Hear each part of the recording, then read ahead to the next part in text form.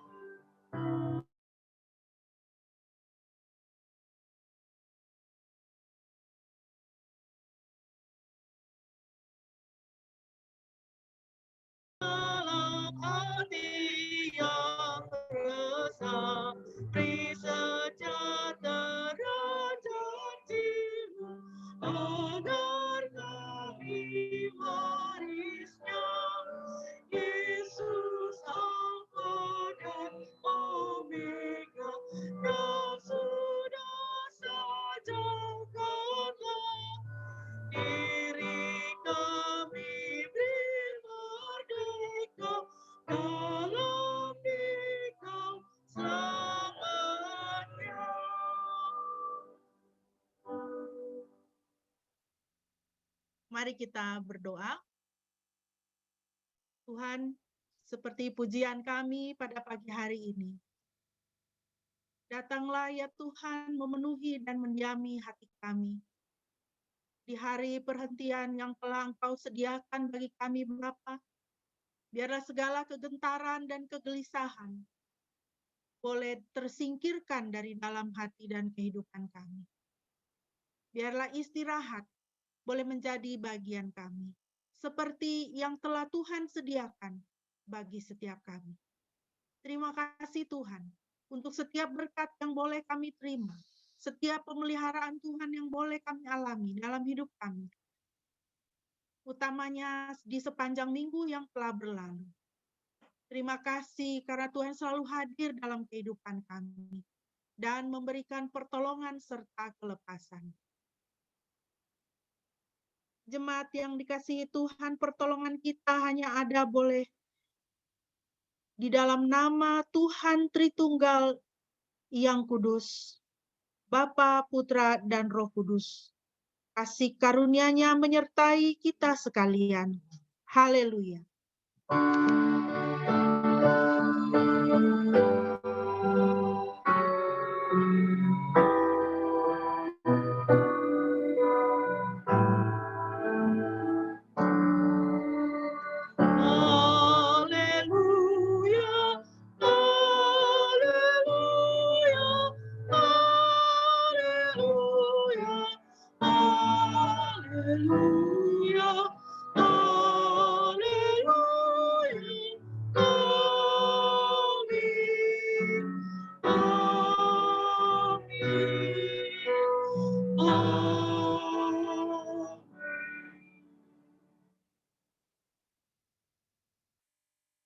Firman Tuhan yang melandasi ibadah kita pada pagi hari ini terambil dari Mazmur 3 ayat yang ke-8. Demikianlah firman Tuhan. Dari Tuhan datang pertolongan, berkat-Mu atas umat-Mu. Terpujilah Tuhan yang senantiasa memberikan uluran tangannya, memberikan dirinya menjadi berkat dan pertolongan bagi setiap kita masing-masing. Mari kita kembali menaikkan pujian dari Kidung Jemaat 58. Kita naikkan ayatnya yang ketiga dan ayatnya yang keempat. Penebus yang Maha Kuasa, berilah kami hidup-Mu.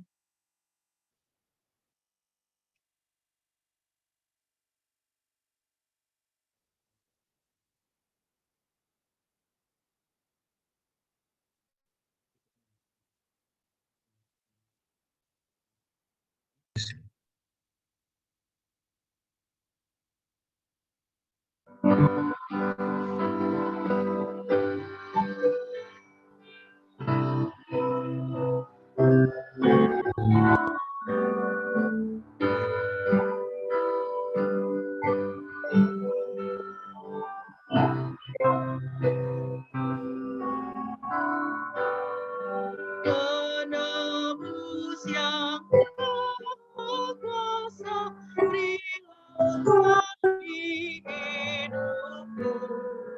Datang dan senantiasa tinggal dalam umat-Mu, hingga beserta malaikat yang mengabdi menyembah.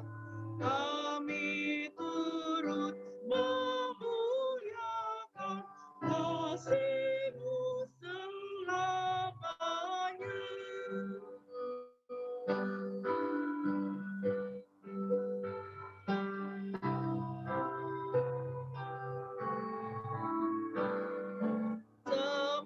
Sempurnakan ciptaan-Mu, basuh noda dan celah.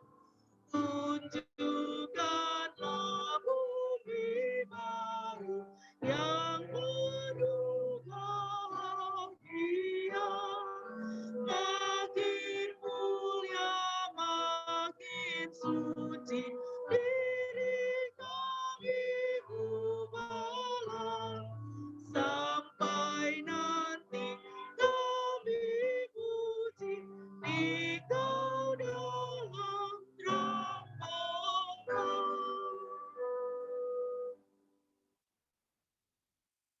Mari Bapak, Ibu, dan Saudara sekalian, kita akan bermazmur bagi Tuhan dari Mazmur 127. Mazmur 127, saya akan membacakan untuk kita sekalian. Kesejahteraan dari Yahweh. Nyanyian pendakian dari Salomo. Jika Yahweh tidak membangun rumah, maka sia-sialah jeripaya orang yang membangunnya. Jika Yahweh tidak mengawal kota, maka sia-sialah pengawal yang berjaga. Sia-sialah kamu yang bergegas bangun, berlama-lama duduk, memakan roti hasil jerih lelah, karena Dia akan menyediakan bagi mereka yang dikasihinya saat tidur. Lihatlah, anak-anak adalah warisan dari Yahweh, buah kandungan adalah suatu upah. Bagaikan anak-anak panah di tangan seorang pahlawan yang gagah berani, demikianlah anak-anak muda. Berbahagialah orang yang telah memenuhi tabung panahnya dengan semua itu. Mereka tidak akan dipermalukan, tetapi mereka akan menundukkan musuhnya itu di pintu gerbang. Demikianlah firman Tuhan. Saudara, mari kita memperhatikan Mazmur ini. Di dalam Mazmur ini diawali dengan satu kalimat yang merupakan kalimat kunci, kalimat utama. Yaitu jikalau bukan Yahweh yang membangun rumah, jikalau bukan Tuhan yang membangun rumah, maka mereka yang membangunnya telah berjerih lelah dengan sia-sia. Jikalau bukan Yahweh, bukan Tuhan yang menjaga kota, maka sang penjaga telah berjaga dalam kesia-siaan. Bapak Ibu yang dikasihi Tuhan, ini adalah kebenaran firman Tuhan yang harus kita pegang di dalam kehidupan kita. bahwa Tuhan adalah sumber berkat. Dan Dia adalah berkat itu sendiri. Apapun yang kita lakukan, jika bukan karena tangan Tuhan, maka semuanya itu adalah satu kesia-siaan. Sia-sia kamu bergegas bangun, berlama-lama duduk. Sia-sia kamu memakan roti hasil jerih lelah. Karena bahkan ketika kita sedang tidur, Tuhan sudah menyediakan berkat itu bagi orang-orang yang dikasihinya. Hari ini tema perenungan kita adalah Tuhan sumber berkat. Dan sebelum kita merenungkan firman Tuhan, mari kita akan kembali menaikkan pujian dari Kidung Jemaat 57 ayat 1 dan ayatnya yang kedua.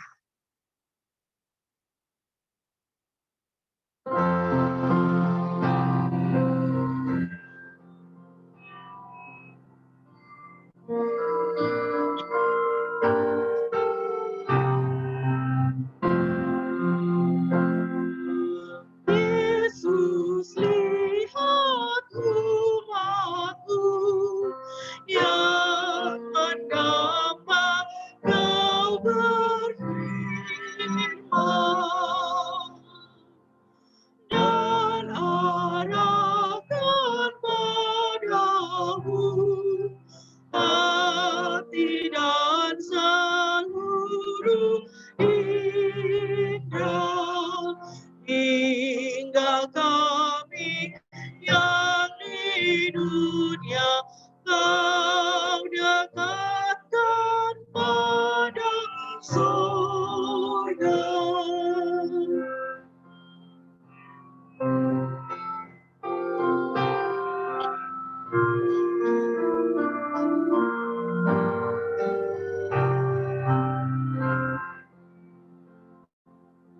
Tanpa cahaya Roh Kudus, kami dalam kegelapan, biar oleh sabda-Mu akal budi Kau cerahkan, hingga Tuhan kuasai karya dan ucapan kami. Mari kita berdoa sebelum kita membaca dan merenungkan firman Tuhan. Ya Bapa, kuasailah hati dan pikiran kami, supaya firman-Mu boleh mendapatkan tempat yang seluas-luasnya di dalam kehidupan kami. Dan biarlah Roh Kudus-Mu memberi kami kuasa untuk menjadi pelaku-pelaku firman. Terpujilah Engkau Tuhan di dalam nama Yesus. Haleluya. Amin. Bapak Ibu, kita akan merenungkan firman Tuhan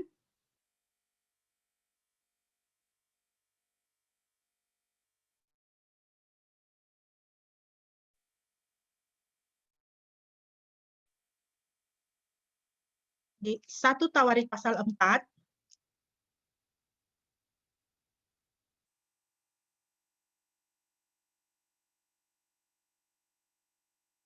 1 Tawarik pasal 4, ayat 9 dan ayat yang ke-10.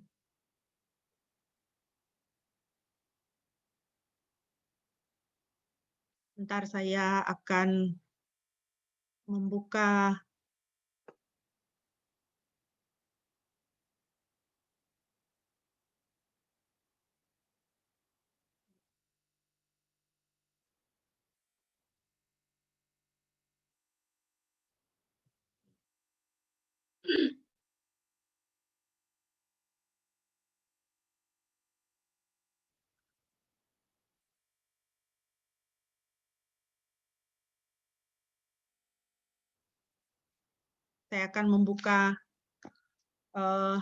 PowerPoint dulu.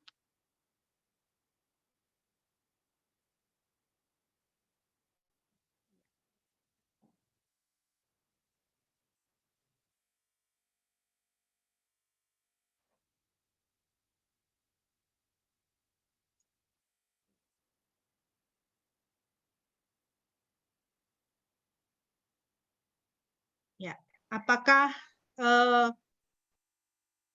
PowerPoint saya dapat dilihat? Ya, Dapat, Bu.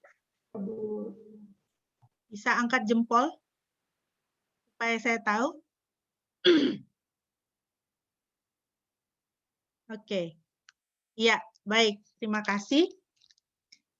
Saya akan membacakan firman Tuhan bagi kita dari 1 Tawarik pasal 4 ayat 9 dan ayat yang ke-10. Dan Yabes lebih dihormati daripada saudara-saudaranya, dan ibunya memanggil namanya Yabes dengan mengatakan, sebab aku melahirkan dengan kesakitan. Dan Yabes berseru kepada Elohim Israel dengan mengatakan, kiranya engkau benar-benar memberkati aku dan membuat batas wilayahku semakin besar, dan tanganmu ada bersamaku dan melindungi aku dari kesengsaraan, agar tidak menimpa aku. Dan Elohim mengabulkan apa yang ia minta. Demikian firman Tuhan bagi kita. Terpujilah Kristus.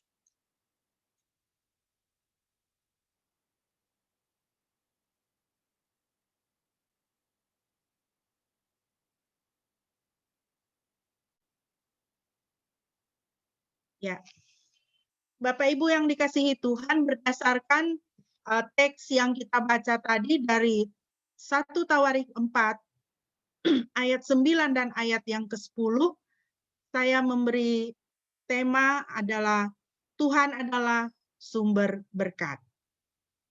Tuhan adalah sumber berkat. Sebelum kita masuk ke dalam teks yang sudah kita baca tadi dari 1 Tawarik, saya ingin kita mengingat kembali satu ayat firman Tuhan dari Kejadian 12 ayat 3. Aku akan membuat engkau menjadi bangsa yang besar dan memberkati engkau, serta membuat namamu masyhur dan engkau akan menjadi berkat.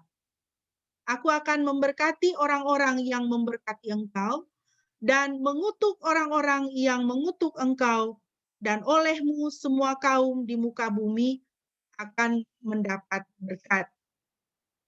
Bapak Ibu yang dikasihi Tuhan, kita tahu bersama bahwa ayat ini di dalam Kejadian 12 adalah firman Tuhan kepada Abram ketika Tuhan memanggil Abram untuk keluar dari tanah leluhurnya, meninggalkan rumah ayahnya, meninggalkan sanak saudaranya, menuju ke negeri yang akan ditunjukkan oleh Tuhan kepada Abram. Berdasarkan catatan Alkitab, maka ini adalah kontak pertama Abram dengan Tuhan. Tuhan yang terlebih dulu menyapa dia. Dan Tuhan menyapa Abram dengan kalimat ini. Tuhan memperkenalkan diri kepada Abram sebagai Tuhan yang memberi berkat. Tuhan yang berjanji dan Tuhan yang memberi berkat. Tuhan memberkati Abram, Tuhan memberkati orang-orang yang memberkati Abram. Dan oleh Abram, melalui Abram, semua kaum di muka bumi akan mendapat berkat. Jadi,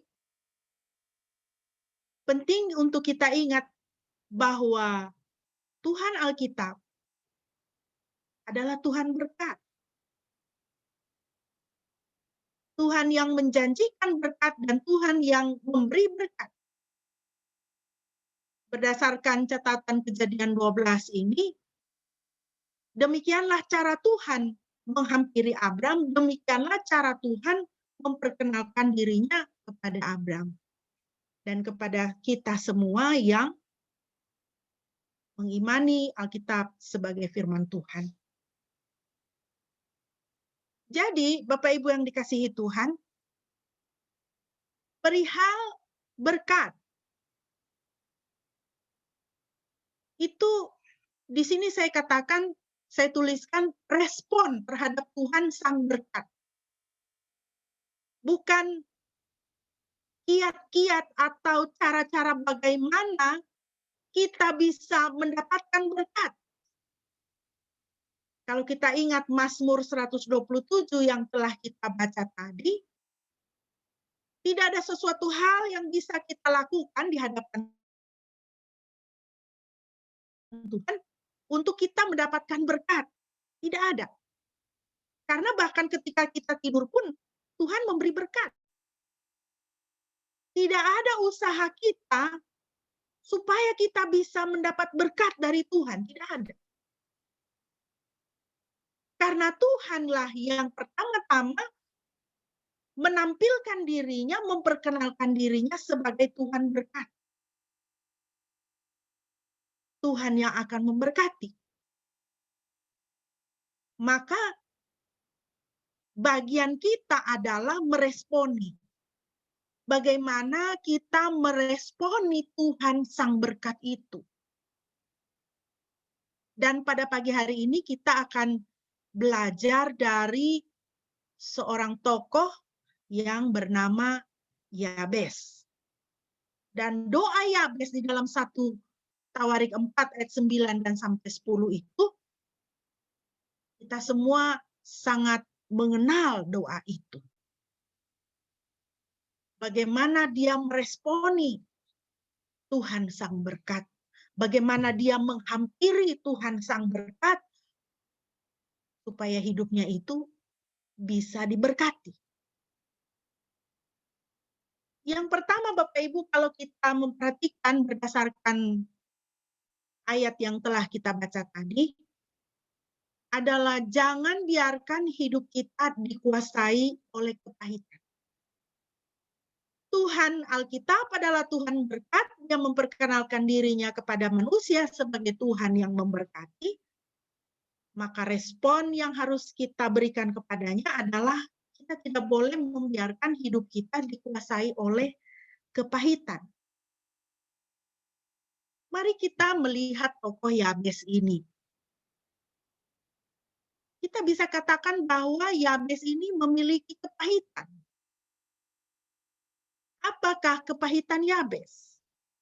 Dia dilahirkan ibunya dalam kesakitan. Nampaknya kesakitan ibunya dalam melahirkannya ini begitu amat sangat.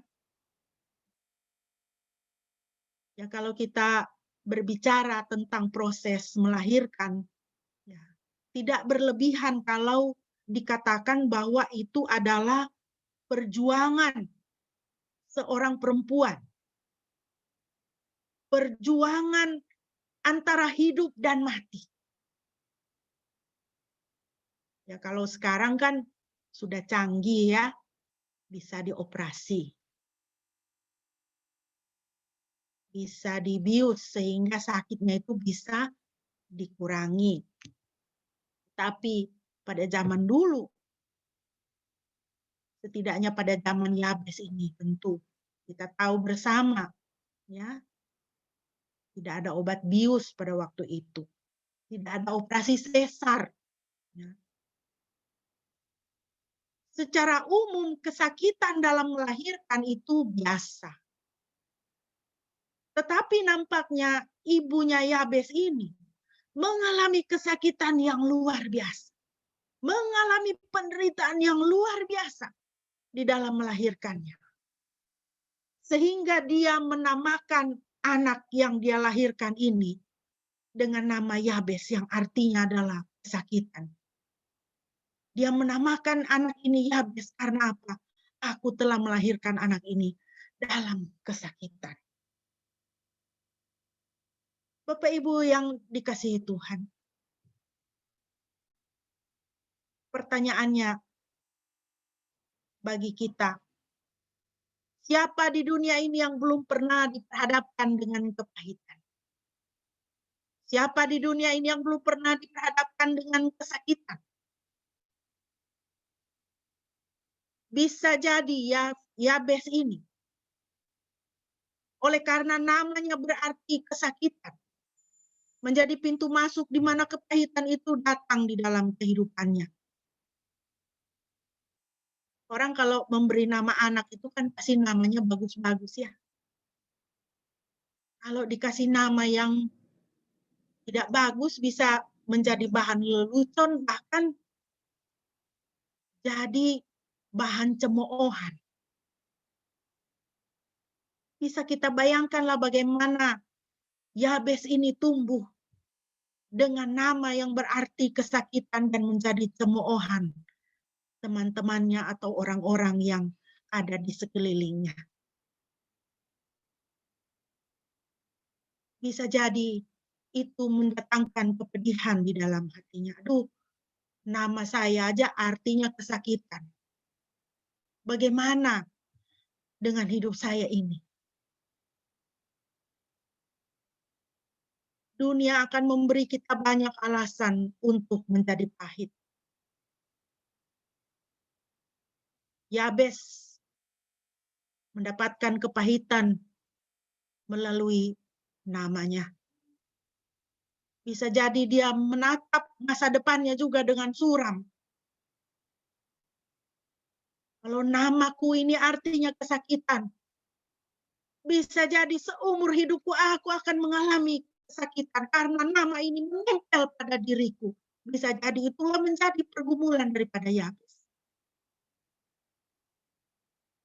Saya ketika merenungkan bagian ini Bapak Ibu, terus terang saya tidak bisa membayangkan.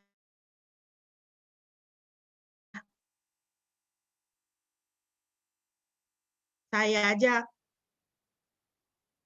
orang tua saya, ayah saya dalam hal ini memberi nama Adrienne. Tetapi tidak sedikit orang yang menyebut nama saya.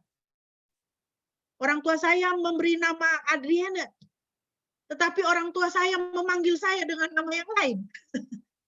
Makanya saudara-saudara mengenal saya dengan Bu Arni.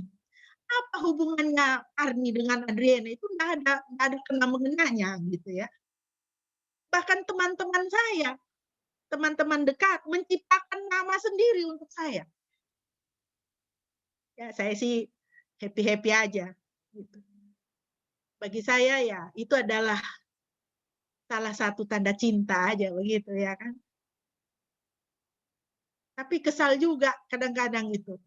Ada seorang teman saya dulu, dia bahkan menciptakan nama sendiri untuk saya. Dia selalu memanggil saya dengan Andre, karena dia tidak bisa menyebut nama saya dengan benar. Jadi buat saya lucu-lucu juga. Cuman saya pikir kita dengan nama yang tidak betul saja udah jadi seperti itu. Ya, tidak betul disebutkan aja seperti itu. Bagaimana lah Yabes ini ya? Namanya itu yang jelas-jelas punya arti yang negatif. Tentu itu mendatangkan kepedihan ya, kesedihan dan kepahitan di dalam hatinya.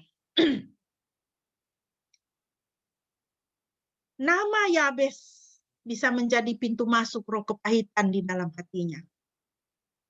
Ada beberapa pintu masuk roh kepahitan dalam hidup kita, saudara. Ini saya hanya mencantumkan 4 saja. Yang pertama adalah dosa yang diwariskan. Gaya hidup keluarga, cara mendidik anak yang tidak alkitabiah. Itu bisa menjadi pintu masuk roh kepahitan di dalam hati anak. Atau pintu yang lain itu trauma masa kecil. Kekerasan, dibanding-bandingkan dengan saudaranya. Atau dia sendiri membanding-bandingkan dirinya dengan saudara-saudaranya. Pertikaian dalam keluarga yang tidak habis-habisnya. Itu bisa menjadi pintu masuk roh kepahitan. Pintu lain adalah kebutuhan yang tidak terpenuhi, tidak mendapat kasih yang benar. Tidak mendapat kasih yang benar. Akhirnya mencari kasih di tempat yang lain, mencari kasih di tempat yang salah. Ketika ada orang yang terkait dengan masalah kecanduan, misalnya, kecanduan zat-zat terlarang, kecanduan bekerja, kecanduan makan, ya, kecanduan apa saja, itu menunjukkan adanya kebutuhan yang tidak terpenuhi. Karena apa? Tidak mendapat kasih yang benar. Jadi mencari kasih melalui pekerjaan, melalui obat-obat terlarang, melalui makan, ya, dan sebagainya seperti itu. Pintu masuk berikutnya adalah peristiwa sedih dalam hidup. Sakit berat, kesulitan hidup, PHK terus-menerus, penolakan, pengkhianatan, bahkan kematian orang yang kita kasihi. Itu bisa menjadi pintu masuk bagi roh kepahitan di dalam kehidupan kita. Konsekuensinya, saudara, roh kita, pada tingkat roh kita menjadi najis dan terikat. Pada tingkat jiwa, emosi dan perasaan menjadi kacau. Kalau roh kita sudah dikuasai oleh roh kepahitan, itu akan berdampak pada jiwa kita, pada pikiran, perasaan, dan keinginan kita. Sehingga pikiran, perasaan, dan keinginan kita yang merupakan manifestasi daripada jiwa kita itu menjadi kacau. Pikirnya mau marah saja, emosinya mau marah saja, keinginannya mau melakukan yang jahat saja, mau balas dendam saja. Ya, jiwa kita menjadi kacau. Ketika pekerjaan roh kepahitan itu telah mengambil jejak di dalam roh dan jiwa kita, semakin kita tidak membereskannya, dia akan berdampak kepada tubuh kita, maka kita akan menderita sakit secara fisik. Sakit secara fisik. Jadi pekerjaan roh itu bisa berdampak pada roh, jiwa, dan pada tubuh kita, pada jasmani kita. Dr. Don Colbert MD dalam bukunya What You Don't Know May Be Killing You, apa yang tidak Anda ketahui dapat membunuh Anda, mengatakan, menuliskan, kepahitan, kebencian, dan sikap tidak mau mengampuni sebagai 3 perasaan paling mematikan. Itu adalah perasaan yang berbahaya, mematikan, dan dapat menghambat tubuh dalam melepaskan toksin-toksin khususnya dari hati dan kantung empedu. Toksin yang semakin menumpuk itu pada akhirnya menyebabkan penyakit. Beberapa tahun yang lalu saya membaca di dalam bukunya Dr. Mehmet Oz. Dr. Mehmet Oz ini adalah mantan dokter kepresidenannya Bill Clinton. Dia dokter bedah jantung. Dia yang mengoperasi jantungnya Bill Clinton pada waktu Bill Clinton menjadi presiden. Beliau mengatakan bahwa apa penyebabnya ada batu di dalam kantung empedu. Jadi batu di dalam kantung empedu itu adalah hasil dari penumpukan kolesterol jahat yang tersimpan di dalam kantung empedu. Jadi kenapa kolesterol jahat itu bisa sedemikian meningkat?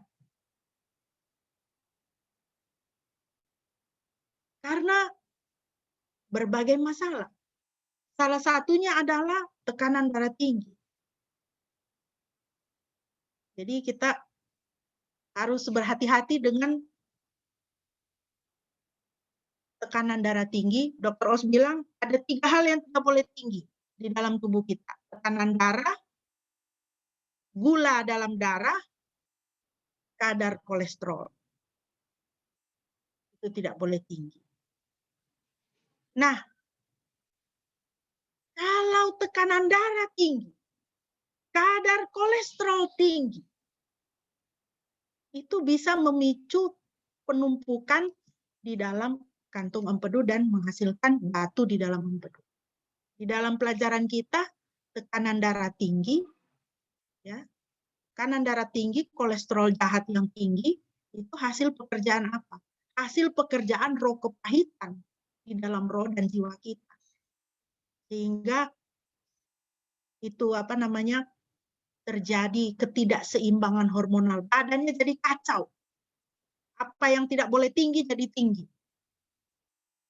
Sehingga tertumpuklah toksin-toksin itu.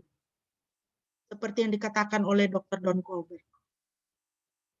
Terhambat tubuh ini untuk melepaskan toksin-toksin dari hati dan kantung empedu. Toksin itu semakin menumpuk dan akhirnya menyebabkan penyakit. Kalau kita lihat tadi itu, kalau kita mau bahas lagi lebih lanjut, saudara, sepertinya ngeri ya, seram. Tapi saudara, kalau kita melihat kepada firman Tuhan, Tuhan itu solusi yang lebih dari cukup untuk kita. Dalam Yohanes 8 ayat 58, Tuhan Yesus berkata, amin, amin. Aku berkata kepadamu, sebelum Abraham ada, aku ada. Yohanes 14 ayat 6, akulah kebenaran. Yohanes 14 ayat 6, akulah jalan. Yohanes 15 ayat 1, akulah pokok anggur yang benar. Yohanes 14 ayat 6, akulah kehidupan. Yohanes 10 ayat 9, akulah pintu. Yohanes 6 ayat 35, aku adalah roti kehidupan. Yohanes 10 ayat 14, aku adalah gembala yang baik. Yohanes 9 ayat 5, akulah terang dunia. Wahyu 22 ayat 13, akulah Alfa dan Omega. Dan Wahyu 22 ayat 20, aku akan datang segera, demikian firman Tuhan. Jadi apa saja yang kita miliki di dalam kehidupan kita, persoalan. Kita diperhadapkan dengan kepahitan, kita diperhadapkan dengan kesesakan, kita diperhadapkan dengan permasalahan. Datang kepada Tuhan. Karena Tuhan itu lebih dari cukup untuk kita. Kalau Dia adalah gembala yang baik, oh Dia akan memperhatikan, Dia akan mengurus kita dengan sebaik-baiknya. Ketika kita merasa jalan kita buntu, masa depan sepertinya suram, seperti Yabes itu ya, namanya kesakitan, namanya artinya kesakitan. Bagaimana mau memandang masa depan? Mungkin dia memandang masa depannya dengan suram. Mungkin kita juga memandang seperti itu. Ketika kita melihat sekeliling kita, pandemi ini seperti tidak ada habisnya. Kapan habisnya tidak tahu. Berita-berita yang muncul adalah virus yang semakin ganas. Bahkan virus yang terakhir yang saya dengar, yang saya baca itu, virus gamma itu, dia bisa menghindari antibodi. Aduh. Mau apa lagi kita sekarang ini?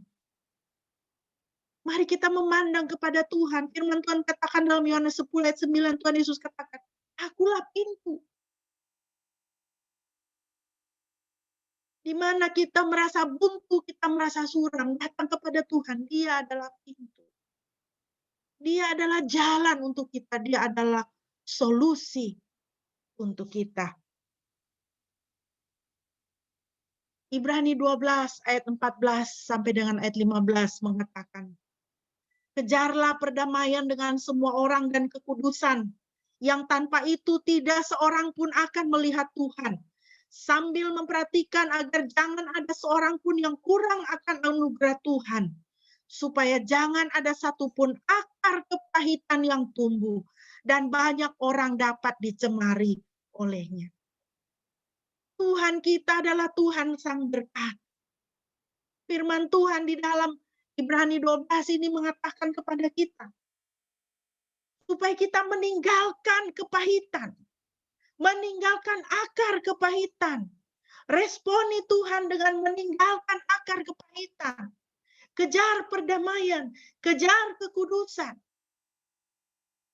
Karena akar kepahitan itu akan mencemari hidup kita dan mencemari banyak orang lain. Ibrani 12 ini mengatakan. Karena kita tidak bisa memberikan apa yang tidak ada pada kita. Kalau di dalam hati kita itu adalah kepahitan, kita hanya akan bisa memberikan kepahitan kepada orang. Coba lihat orang itu kalau suka marah-marah, bentak-bentak, ya, ngamuk-ngamuk. Kenapa? Karena itulah yang dia miliki di dalam rohnya. Roh kepahitan. Tetapi kalau di dalam rohnya itu ada kasih, maka dia akan memberikan kasih, dia akan mentransfer kasih kepada orang lain. Dan firman Tuhan ingatkan, akar kepahitan yang tumbuh di dalam hati kita itu, dia akan mencemari kita, dan dia akan mencemari orang lain yang ada di sekeliling kita. Mari kita datang kepada Tuhan, meresponi Tuhan Sang Berkat itu dengan meninggalkan akar kepahitan di dalam kehidupan kita. Yang kedua, Bapak Ibu, bagaimana kita meresponi Tuhan Sang Berkat? Kita harus berani datang kepada Tuhan. Harus berani datang kepada Tuhan. Itulah yang dilakukan oleh Yabes. Di dalam kesakitannya, di dalam kepedihannya, dia datang kepada Tuhan. Kalau kita membaca di dalam ayat yang ke-10, Yabes berseru kepada Elohim Israel, di situ dikatakan. Tindakan Yabes adalah berseru. Di dalam NIV bahasa Inggris dikatakan cried out. Cried out ini bukan cuma berseru, hey, hey, hey, gitu ya, bukan. Cried out itu artinya dia berseru dengan segenap hati, dengan segenap kekuatannya. Dia berteriak kepada Tuhan dengan segenap hati, dengan segenap kekuatannya. Alamat seruannya adalah siapa? Elohim Israel. Apa artinya Elohim Israel? Dia menyapa Tuhan dengan Elohim Israel. Itu adalah Tuhan yang hidup. Tuhan yang sejati, Tuhan ikatan perjanjian, Tuhan berkat. Kalau kita lihat itu di dalam Kejadian 32 ayat 26 sampai 32 atau Kejadian 35 ayat 9 sampai dengan ayat 15. Di situ Tuhan berkontak dengan Yakub. Tuhan mengubah Yakub namanya itu menjadi Israel. Dan di situ Tuhan meneguhkan kembali berkat yang Tuhan janjikan kepadanya. Yabes, dia datang kepada Tuhan, dia berseru, dia berteriak dengan sekuat tenaga kepada Tuhan, kepada Elohim Israel. Ini adalah Tuhan yang disembah oleh leluhurnya. Tuhan yang dia kenal sebagai Tuhan yang hidup. Ketika dia menyapa Tuhan itu Elohim Israel, di situ dia memegang Tuhan sebagai Tuhan perjanjian dan Tuhan berkat.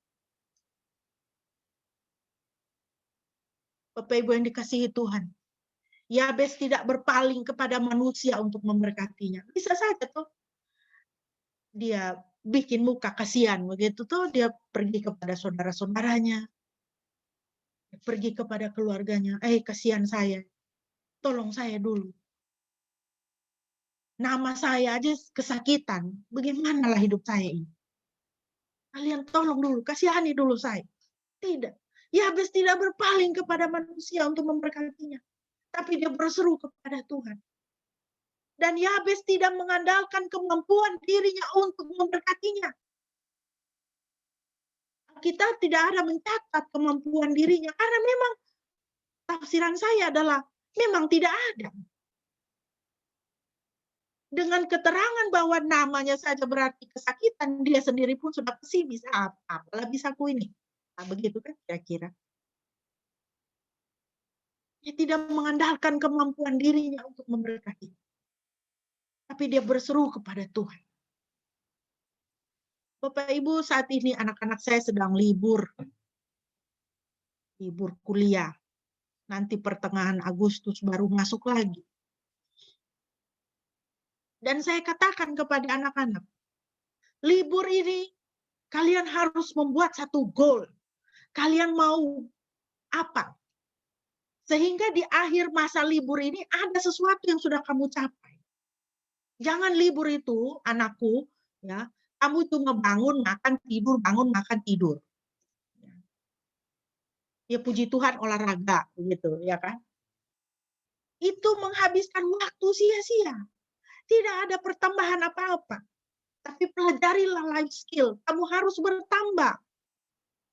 Sekarang kalian itu sekolah. Dapat ijazah, ijazah cari kerja.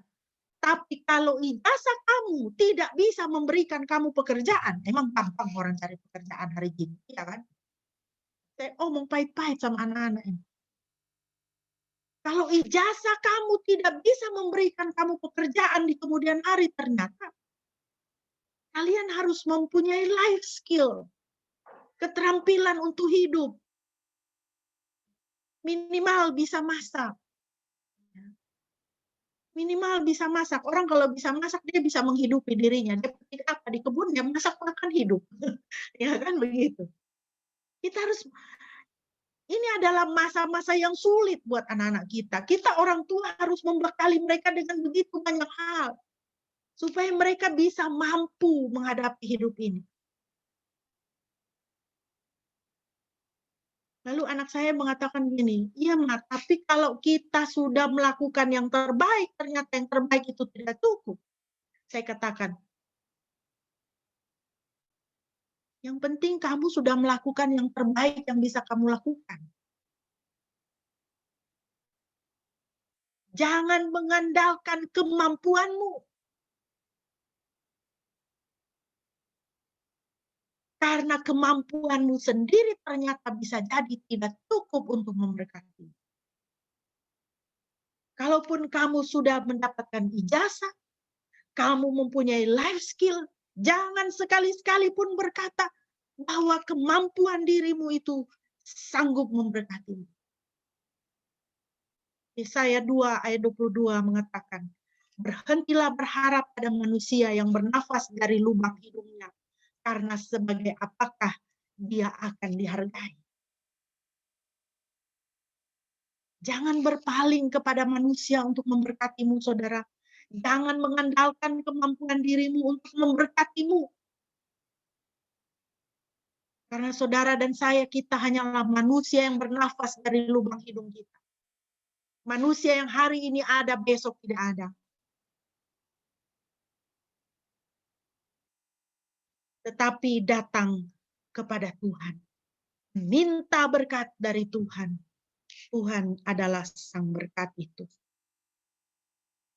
Amos 5 ayat 4 dan ayat yang ke-6a mengatakan, sebab demikianlah Yahweh berfirman kepada isi rumah Israel, carilah aku dan hiduplah.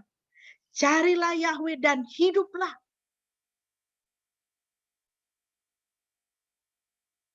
Carilah Tuhan dan hiduplah.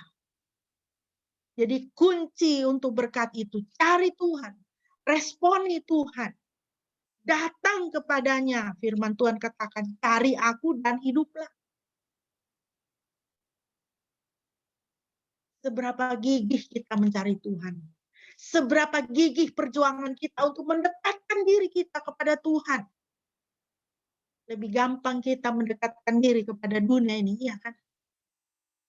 Tapi firman Tuhan, ya dan amin, carilah Tuhan dan hiduplah. Mari itu menjadi penggerak di dalam hidup kita. Saya mau cari Tuhan. Saya mau berseru kepada Tuhan. Saya mau mengandalkan Tuhan untuk memberkati saya. Yang ketiga, Bapak Ibu, bagaimana kita meresponi Tuhan sang berkat? Kita harus berani percayakan hidup kepada Tuhan. Mempercayakan hidup pada Tuhan berarti mengakui kedaulatan Tuhan atas hidup kita.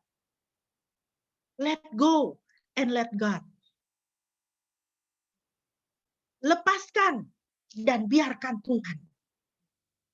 Apa yang berdaulat dalam hidup kita saat ini? Apa yang kita pegang hilang dalam hidup kita saat ini. Kenyamanan, kepastian, materi, let go. Lepaskan.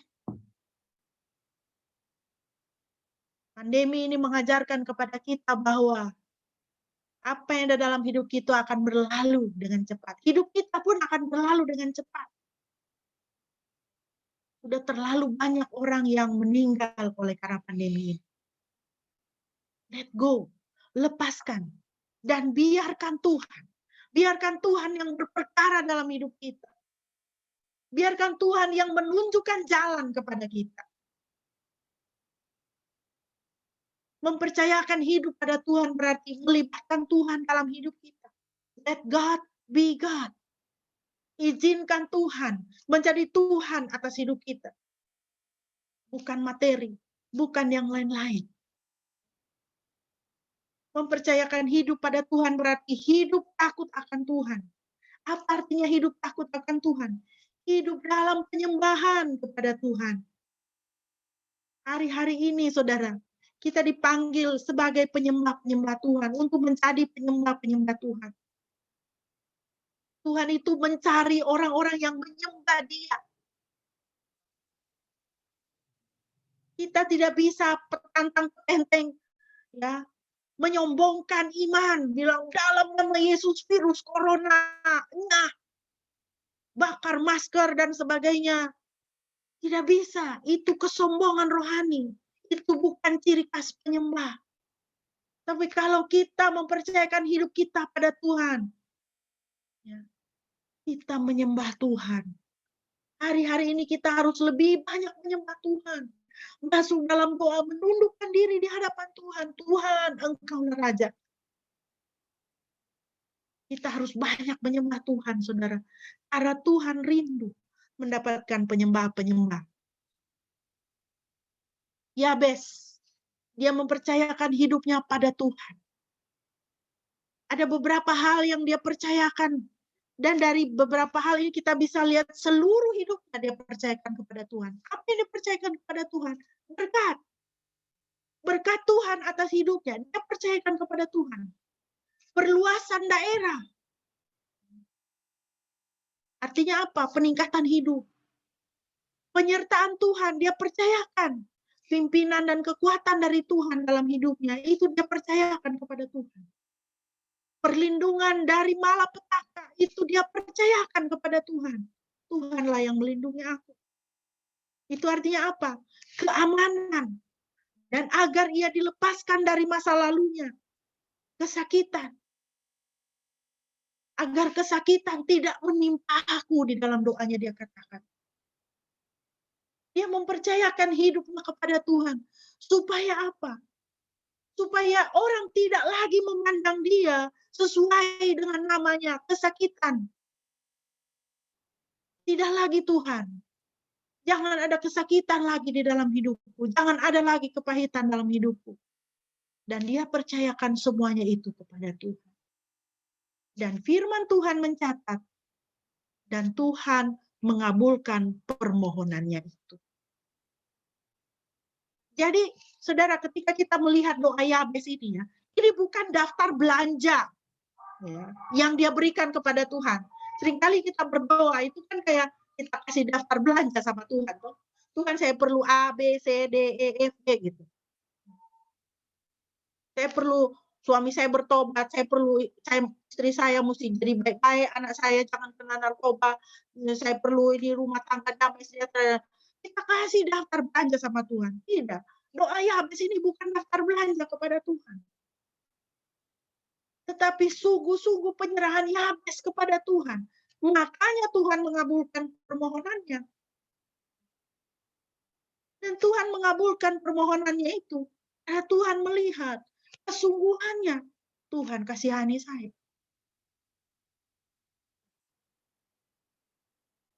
Jadi saudara, kita harus senantiasa datang kepada Tuhan. Melibatkan Tuhan dalam hidup kita. Sebagai penutup, saudara, ada dua tokoh yang akan saya tampilkan di sini. Yang pertama adalah Jonathan Edwards, dia seorang hamba Tuhan hidup pada tahun 1703 sampai 1758. Dia adalah orang yang sangat mengasihi Tuhan. Dan dia melayani Tuhan dengan sungguh-sungguh. Dia menikahi perempuan yang juga mengasihi Tuhan. Makanya memilih pasangan hidup itu penting, saudara. Meminta kehendak Tuhan. Supaya mendapatkan pasangan hidup yang mengasihi Tuhan juga. Sehingga suami istri bersama-sama melayani Tuhan di dalam keluarga. Jonathan Edwards mengantar anak-anaknya ke gereja untuk ke sekolah minggu. Sekarang ini kita hidup dengan begitu mudah ya, sebenarnya kalau bisa dikatakan. Kenapa? Karena gereja mendatangi rumah kita. Bukan kita yang pergi ke gereja, gereja mendatangi rumah kita. Mari kita ikuti teladan Jonathan Edwards ini. Bawa anak-anak ibadah. Jangan hari Minggu pagi itu kita sibuk kerja yang lain. Kita pikir kita mau jalan-jalan, mau olahraga, dan sebagainya. Hari Minggu pagi itu, gereja sudah mendatangi rumah kita. Mari kita beribadah. Itu yang dilakukan oleh Jonathan Edwards. Dia mengantar anak-anaknya ke gereja. Dia memperhatikan keluarganya. Lalu ditelusurilah keturunan dari Jonathan Edwards ini. Orang yang takut akan Tuhan ini. Orang yang melibatkan Tuhan di dalam hidupnya. Ternyata 13 orang dari keturunannya menjadi rektor, 65 orang profesor, 3 orang senator Amerika, 30 orang hakim, 100 orang pengacara, 75 orang perwira militer, 100 orang pendeta, 60 orang penulis terkenal, 80 orang pejabat negara, 1 orang wapres Amerika, 66 dokter, 135 orang editor, 1 orang penerbit, 100 orang misionaris, 1 orang dari keturunan Jonathan Edwards menjadi istri presiden, dan 1 orang menjadi penilik keuangan Amerika Serikat. Dan tidak ada 1 peser pun dari Jonathan Edwards dan keturunannya ini yang merugikan negara. Ini keturunan orang yang diberkati Tuhan. Pada kira-kira masa yang bersamaan juga ada seorang yang bernama Max Jukes. Siapakah Max Jukes ini? Dia seorang pemabuk. Dia tidak punya pekerjaan yang tetap. Dia menelantarkan keluarganya. Dia ateis, tidak mau peduli kepada Tuhan, tidak percaya kepada Tuhan. Dia tidak mengizinkan anak-anaknya ke gereja, walaupun anak-anaknya mau ke gereja. Apa yang terjadi dengan keturunannya, saudara? 310 orang mati sebagai pengemis, 150 orang dipenjarakan dengan rata-rata hukuman 13 tahun. 7 diantaranya adalah pembunuh, 100 orang lebih adalah pemabuk, 190 orang menjadi pelacur, dan dia dan beserta keturunannya merugikan negara sekitar 12 miliar rupiah pada abad 19. Kalau kita hitung saja ini abad sekarang ini sudah berapa itu jumlahnya. Luar biasa. Ini orang yang tidak mau tahu Tuhan ini. Seperti itu. Orang yang tidak meresponi Tuhan berkati. Orang yang hidupnya tidak mau ada hubungan dengan Tuhan. Seperti inilah keturunannya. Banyak yang tidak terberkati. Sebagai penutup Bapak Ibu, satu firman Tuhan dari Yesaya 55 ayat 2. Firman Tuhan katakan, mengapa kamu belanjakan uang untuk sesuatu yang bukan roti dan upah jerih payahmu untuk sesuatu yang tidak mengenyangkan? Dengarkanlah aku, maka kamu akan memakan yang baik dan kamu akan menikmati sajian yang paling lezat. Hari ini, Bapak Ibu dan Saudara yang dikasihi Tuhan, Tuhan menyapa kita. Tuhan Sang Berkat itu menyapa kita dan mengundang kita kepada diri-Nya. Berhentilah menghabiskan segala sesuatu untuk segala sesuatu yang sia-sia. Berhentilah membelanjakan uang untuk sesuatu yang bukan roti. Berhentilah menghabiskan upah jerih payahmu untuk sesuatu yang tidak mengenyangkan. Berhentilah melakukan segala sesuatu yang ternyata tidak mendatangkan berkat bagi dirimu. Firman Tuhan mengajak kita. Tuhan mengajak kita, dengarkanlah aku. Dengarkanlah Tuhan. Dengarkanlah undangannya. Tinggalkanlah segala kepahitan, tinggalkanlah segala isu-isu perkara rohani yang belum beres.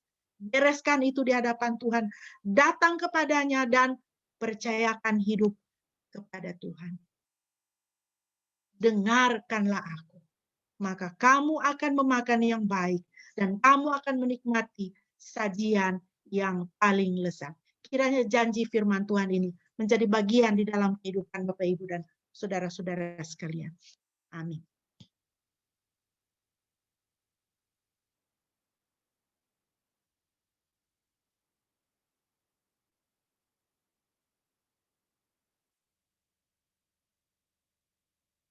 Mari kita bersatu hati di dalam doa. Bapa di dalam surga, terpujilah Engkau Tuhan yang firman-Mu dekat di dalam kehidupan kami. Terpujilah Engkau Tuhan yang selalu mengasihi kami dan membiarkan diri-Mu ditemukan. Terpujilah Engkau yang memperkenalkan diri-Mu sebagai Tuhan berkat, Tuhan ikatan perjanjian, yang mengikat perjanjian dengan umat-Mu, perjanjian berkat. Terima kasih Tuhan. Hamba menyerahkan setiap anak-anak-Mu yang ada di sini pada pagi hari ini. Jamahlah kami Tuhan di dalam kehidupan kami masing-masing. Biarlah kami semakin hari boleh semakin mengalami Engkau di dalam kehidupan kami. Berikanlah kami jawaban atas doa-doa kami. Berikanlah kami solusi atas setiap permasalahan kami. Seperti Engkau memberikan solusi bagi Yabes. Seperti Engkau menjawab doa Yabes. Jawablah kami Tuhan. Di tengah-tengah kesesakan yang kami alami saat ini. Yang dialami kami pribadi, keluarga maupun seluruh dunia saat ini Tuhan. Engkau adalah jalan. Engkau adalah pintu. Engkau adalah roti kehidupan yang akan mengenyangkan kami. Engkau adalah kebenaran. Dan Engkau selalu ada.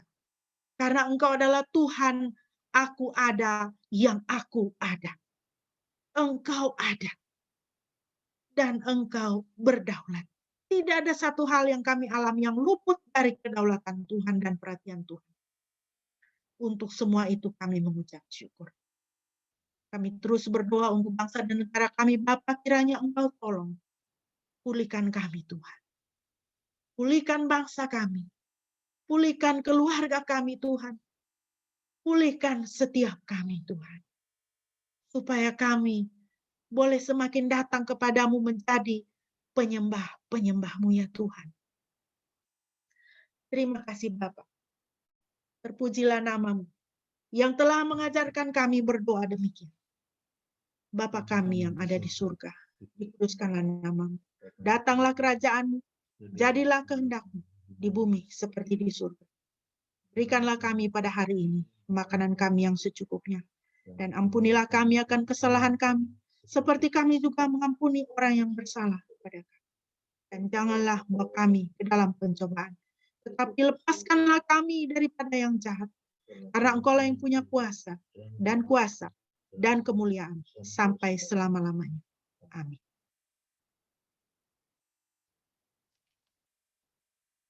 Bapak Ibu, mari kita bersatu hati, kita mengucapkan pengakuan iman kita di hadapan Tuhan dan sesama kita, marilah kita berkata demikian.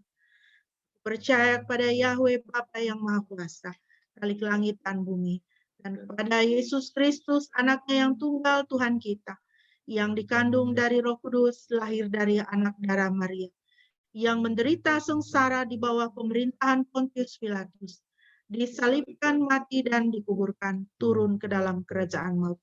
Pada hari yang ketiga bangkit pula dari antara orang mati, naik ke surga, duduk di sebelah kanan Yahweh, Bapa yang Maha Kuasa, dan akan datang dari sana untuk menghakimi orang yang hidup dan yang mati. Aku percaya kepada Roh Kudus, gereja yang kudus dan am, persekutuan orang kudus, pengampunan dosa, kebangkitan orang mati, dan hidup yang kekal. Amin.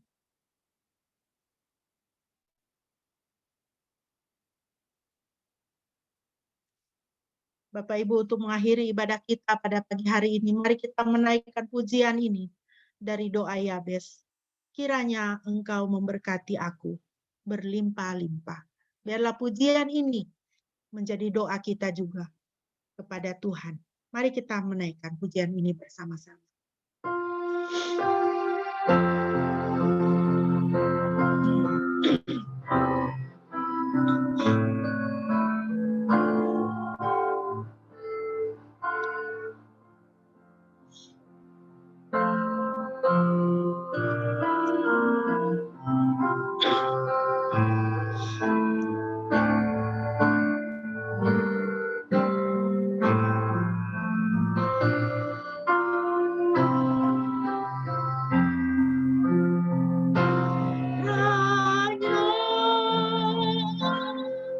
Engkau memberkati aku berlimpah-limpah dan memperluas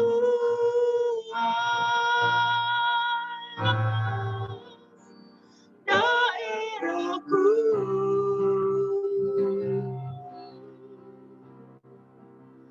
Dan kiranya tangan-Mu menyertai aku dan melindungi aku daripada malapetaka, sehingga kesakitan tidak menimpa aku. Kiranya Engkau memberkati aku. Kiranya Engkau memberkati aku berlimpah-limpah dan memperluas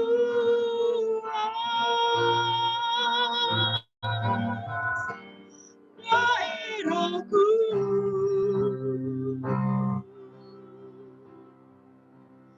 Dan kiranya tangan-Mu menyertai aku dan melindungi aku daripada malapetaka,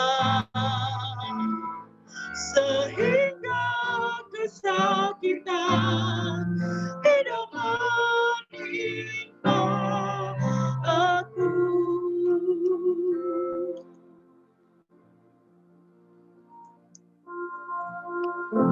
Tuhan Yahweh memberkati engkau dan memelihara engkau. Yahweh membuat wajahnya bersinar atasmu dan bermurah hati kepadamu. Yahweh menghadapkan wajahnya kepadamu dan memberi engkau damai sejahtera.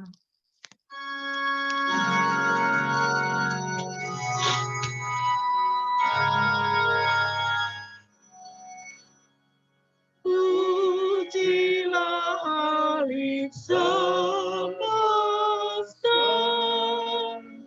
sumber segala kurnia,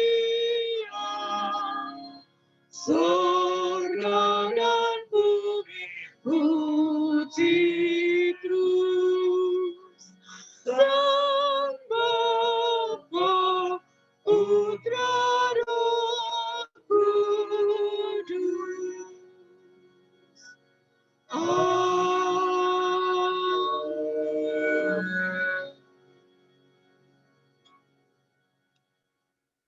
Mari kita bersaat teduh.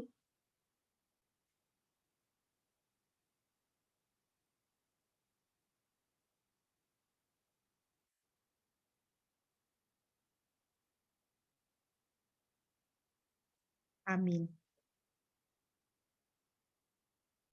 Demikian Bapak Ibu yang dikasihi Tuhan, ibadah kita pada pagi hari ini telah selesai.